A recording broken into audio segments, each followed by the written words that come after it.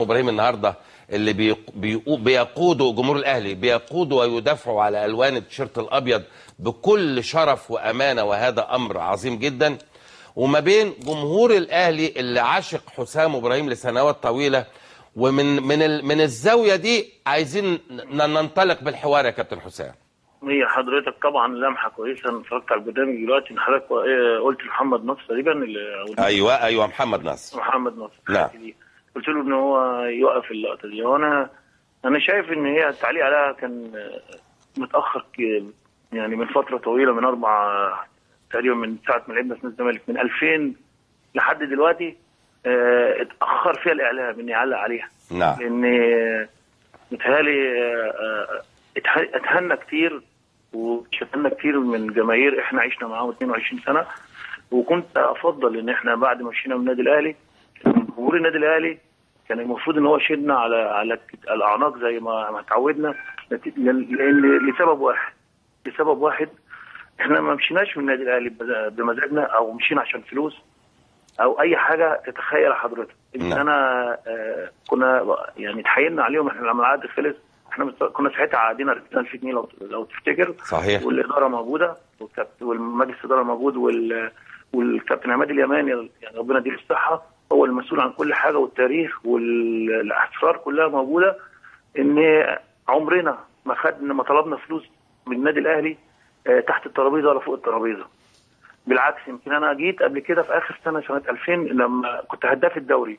الموسم الاستاذ محمد سيف كان بيقول ان كنا هنمشي من الموسم ده. لا، الموسم اللي بعديه انا هداف الدوري في اخر سنه، وكابتن منتخب مصر، ومن كاس قبليها بسنه وشويه 98. وفوجئت وجاي لي عرض من تركيا. قلت لا، انا مش هوافق على العرض التركيا. كان 500,000 دولار وانا باخد من النادي الاهلي 40,000 جنيه 40,000 جنيه و650 جنيه في الشهر. رفضت ال 500,000 دولار وتمسكت بوجودي في النادي الاهلي. الكابتن حسين رحمه الله والمجلس الاداره بعد ما قلت للناس بتاع مجلس اداره النادي التركي رئيس النادي، وكان في الناس في السفاره التركيه شاهدين، قلت لهم انا مش هقدر امشي واسيب مصر، انا عايز اقعد في النادي الاهلي مع ابراهيم. ففوجئت الكابتن صالح سليم الله يرحمه قال لي يا ابني انت عايز مننا ايه؟ احنا خلاص انت مضيت مع الناس واحنا خدنا فلوسنا واحنا مش عايزينك تبقى موجود. وراح رئيس النادي تركي قال لي ان انت عشان نسيبك لازم يبقى في غرامه عليك 10,000 دولار، وانا ما خدتش فلوس اصلا وانا اللي عايز اقعد. منع. والحاج تيسير عايش، الحاج تيسير الهواري عايش. قال له ولا حد يدفع له الفلوس دي، يدفع الفلوس دي عايز يدفع الغرامه هو اللي يدفعها من جيبه لو عايز يقعد. وانا واخد ايه؟ كان ساعتها 7 سنين دوري ورا بعض، وهداف الفريق وهداف الدوري 18 جول. يعني كل اللي انا جنيته ان انا عايز اقعد في الدوري، عايز اقعد في المكان. ايوه.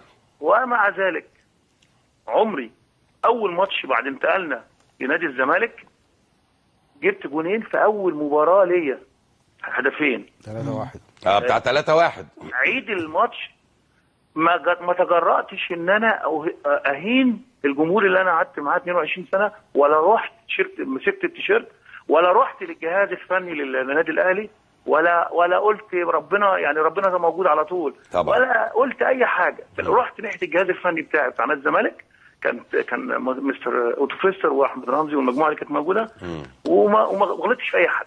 هات لي ماتش لحد شتمت لحد بقى طول الماتشات بقى اللي من ساعه بعد كده الجمهور مسكنا من قبل ما نخش الاستاد شتيمه على طول، اهانه لوالدتي. وعلى فكره الجمله اللي انا قلتها حضرتك لحد دلوقتي في الموقع بتاع النادي الاهلي، انا اتشرف ان هي موجوده لحد دلوقتي. هم فاكرين ان حاجه وحشه بالنسبه لي، لا حاجه كويسه.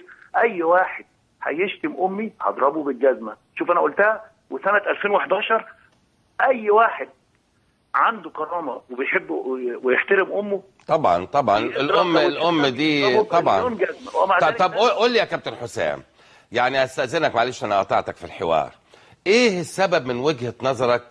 احنا طبعا بنتكلم الكلام ده كله عشان عايزين نرجع الوئام والروح الحلوه للملاعب المصريه. ايه السبب في اساءة العلاقه بين جمهور الاهلي وبينك انت والكابتن ابراهيم حسن؟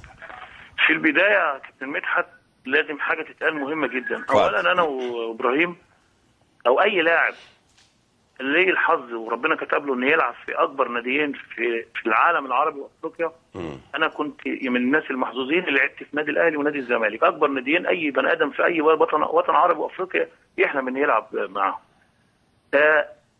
انتقلنا من نادي الزمالك، احنا ما كناش زي ما قلت لحضرتك القرار ما كانش قررنا. ايوه انتوا غصب عنكم.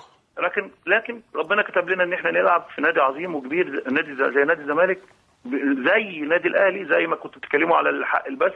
فدي كانت حاجه تشرفنا. فعشان كده اللي انا متهيألي السبب اللي حضرتك بتساله متهيألي عشان انتقلنا لما رحنا النادي الزمالك وخدنا بطولات، والنادي الاهلي تعثر لمده الاربع سنين اللي لعبتهم في النادي الزمالك. النادي الاهلي ما خدش دوري عام في الاربع سنين، خدنا 3 منهم دوري، والاسماعيلي خد سنه.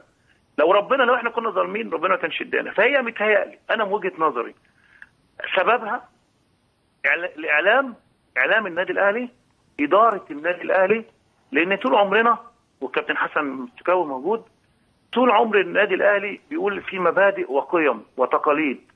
المبادئ والتقاليد ان هي تحتم على مجلس الاداره طول السنين اللي فاتت ان هو يوقف المهزله دي، ان هو يطلع في الاعلام النادي الاهلي كالنت او المواقع او جريده الاهلي، الناس دي ما تتشتمش، احنا اللي مشيناهم والناس دي خدمتنا من الصغر، من وعندهم 13 سنه لحد سنه 2000. وجهه نظر.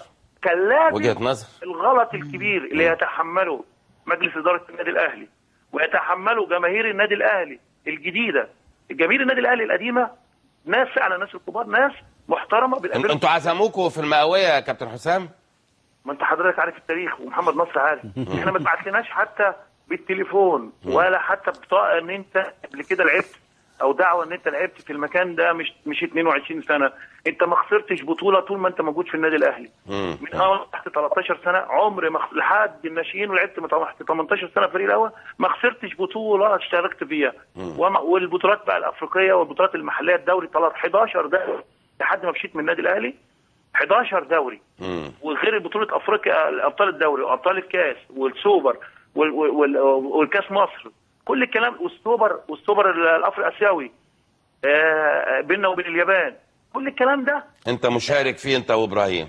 مشترك فيه. يعني اقول لحضرتك ايه؟ لا انت كنت اللي طب خليك يا كابتن حسام، احنا كاننا احنا الاربعه قاعدين انت معانا، عشان دي نقطه في منتهى الاهميه. استاذ حسن انا عايز اسمع منك تعليق، لانه قال كلام وربما تكون هذه الحلقه او هذه الدقائق نقطه تحول في المدرجات يا استاذ سيف، وفي الاسلوب وفي التعامل وفي كيفيه ان احنا نحترم رموزنا، لانه ده راجل رمز في الاهلي والان هو رمز في الزمالك. اولا انا لما ابتديت اتكلم انا ما اعرفش انه حسام على التليفون. انا عارف انا ما عنديش فكره يعني. وانا قلت ايه؟ قلت ان انا رافض ان اللعيب كان نجم في النادي الاهلي او نجم حتى في نادي الزمالك ويتعرض للسباب بالام. يعني دي حاجه تضايقني انا شخصيا وحاجه مهينه.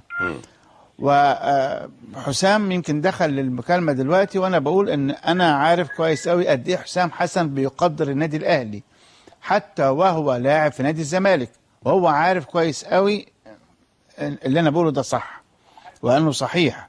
قد ايه حسام كان يعني مقدر للنادي اللي بدأ فيه حياته وحتى وهو بيلعب في نادي الزمالك.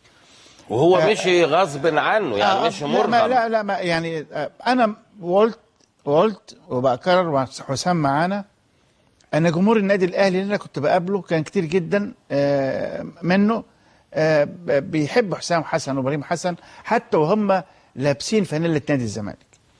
وانا ما اعتقدش ان زي ما حسام بيقول